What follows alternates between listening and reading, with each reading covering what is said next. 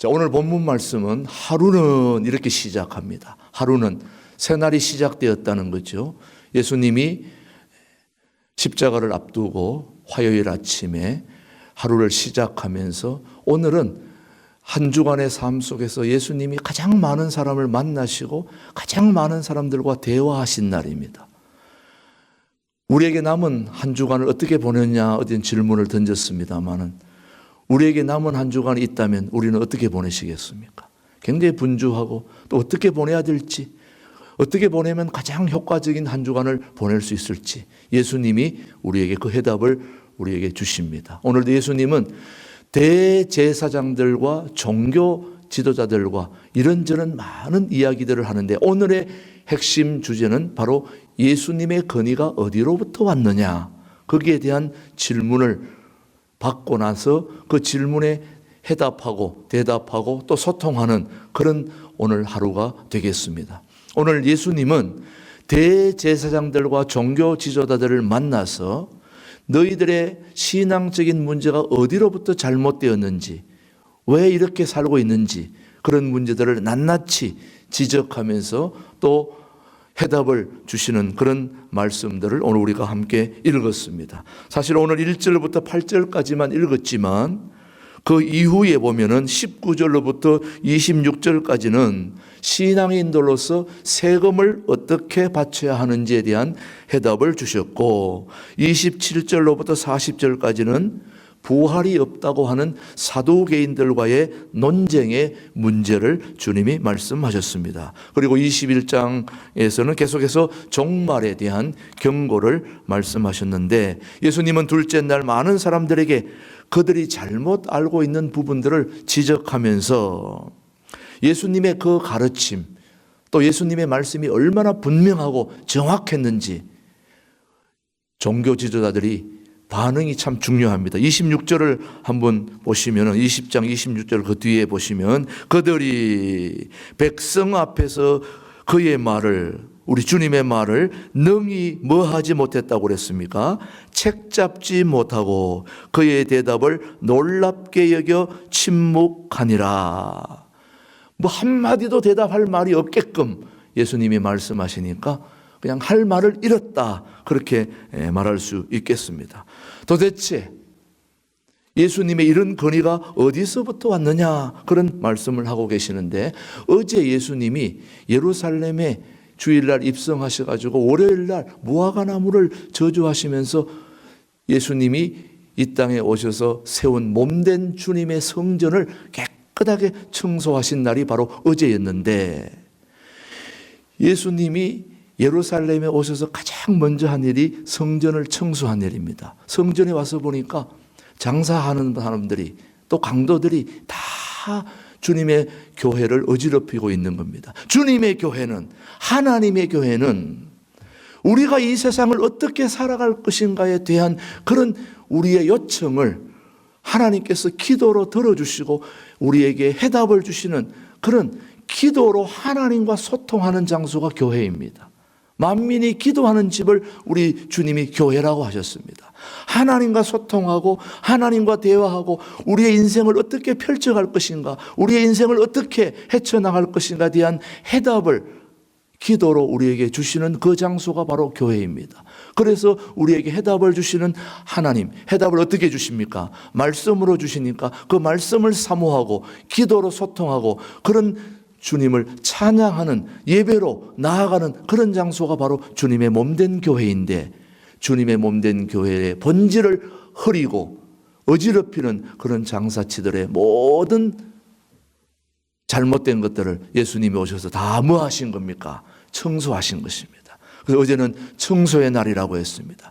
그렇게 예수님이 청소하시고 나니까 대제사장과 서기관들이 우리가 이렇게 하도록 허락해 놓은 것을 당신이 무슨 근세로 무슨 권위로 이렇게 하지 말라 엎어놓느냐 지금 그런 질문을 하고 있는 것입니다. 당신은 도대체 그 권위를 누구로부터 허락받았느냐 그렇게 질문을 하니까 예수님이 오히려 그 질문을 받고 다시 또 질문을 합니다. 무슨 질문을 하면은 요한이 자, 오늘 질문을 무슨 질문하냐? 4절입니다. 20장 4절 한번 보십시오. 요한의 시작. 요한의 세례가 하늘로부터냐 사람으로부터냐?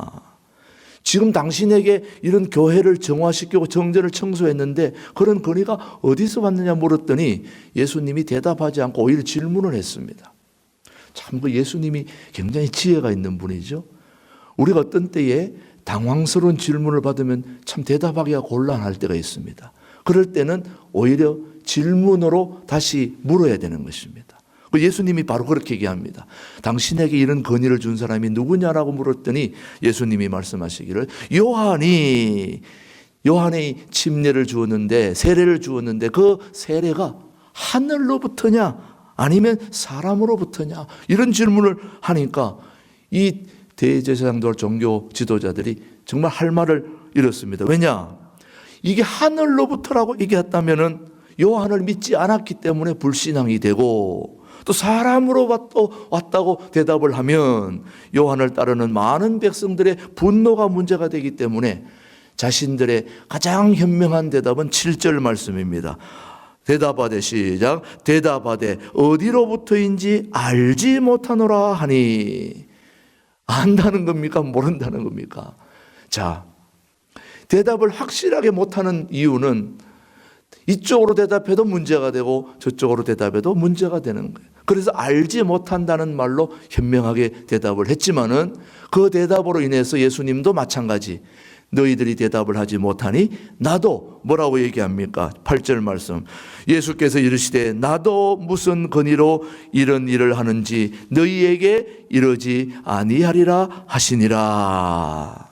자, 오늘 대제사장들과 종교 지도자들이 예수님에게 말씀하시기를 당신이 우리를 이렇게 어지럽히고 우리를 뭐라 얘기하는데 그 건의가 어디로부터 왔느냐 물었더니 오히려 예수님이 반대로 질문을 해서 할 말을 잃게 하는 그런 오늘 본문을 우리가 살폈습니다. 자, 오늘 이 본문을 보면서 예수님의 건의에 대한 논쟁을 우리가 살펴보았습니다만은 사실은 종교 지도자들, 대제사장들이 예수님의 건의를 인정 못했던 것은 그때 일이라고 하더라도 더 중요한 문제는 오늘 이 새벽 기도회에 참여한 저와 또 우리 각 가정에서 새벽 기도 이 말씀을 듣고 있는 우리 모두에게 제가 질문을 던집니다.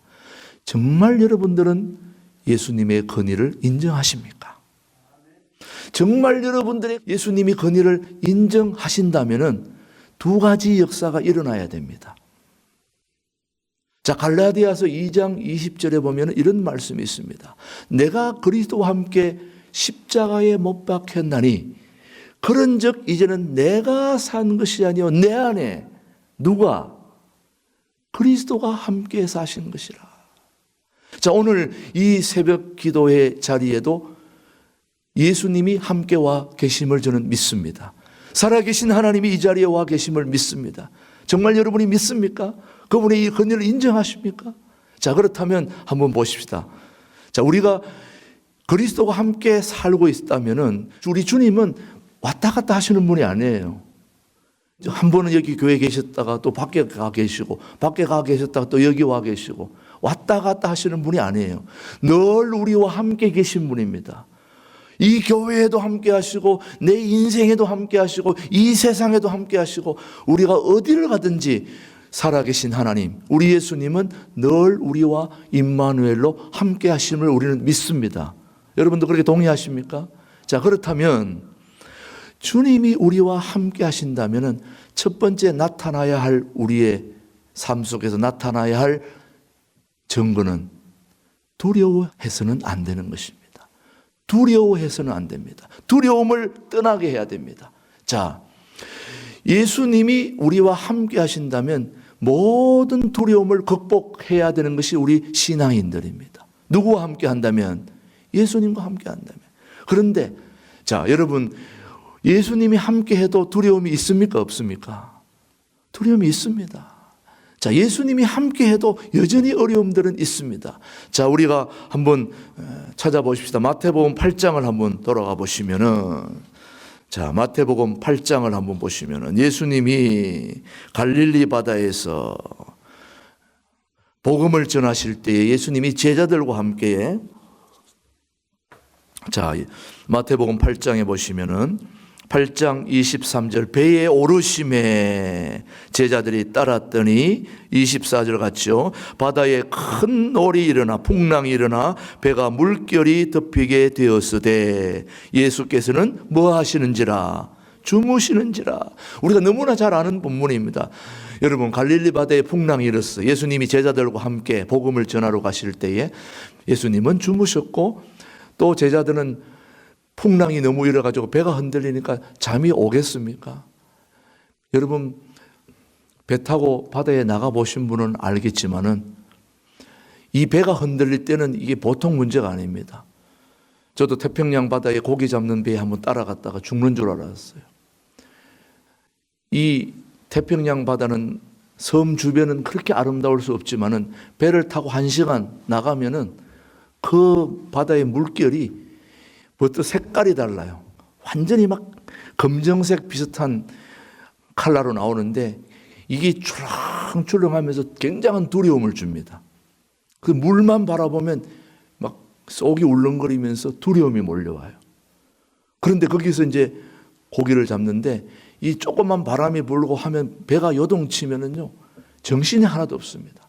고기 잡는 거 이런 거 아무 관심이 없어요. 배멀미가 나면은 만사가 다 귀찮아집니다. 지금 이 배가 지금 풍랑이 일어가지고 제자들이 지금 다 죽게 생겼어요.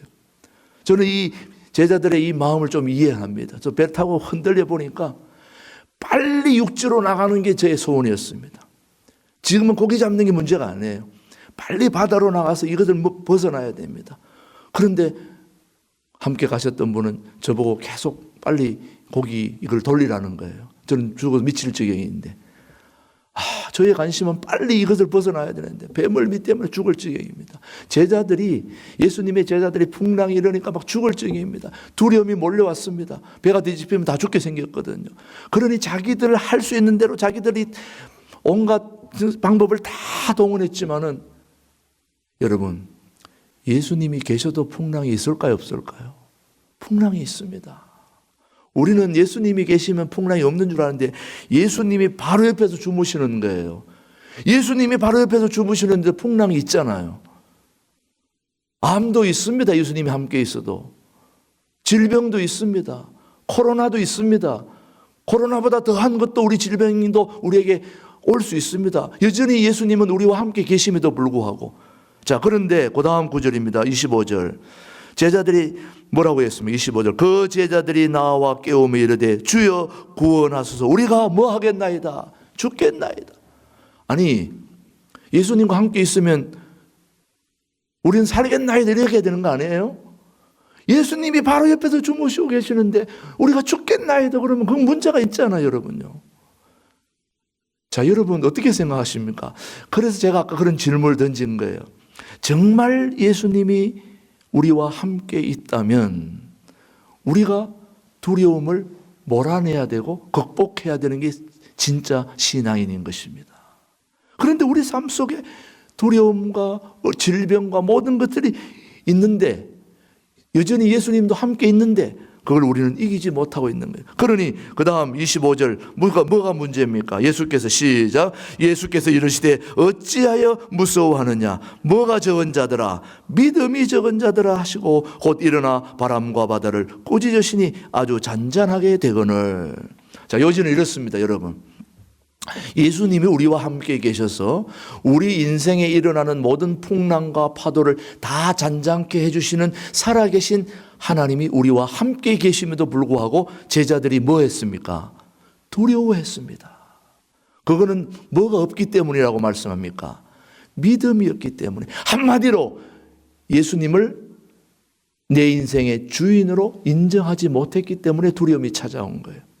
내 인생의 주인으로 확실하게 믿음을 가지고 우리 주님은 어떤 상황 속에서도 우리의 모든 풍랑과 파도를 잔잔케 하실 뿐이다 라고 우리가 믿는 그 믿음이 오늘도 확고하다면 우리 속에 찾아오는 모든 두려움은 이길 수 있는 것입니다.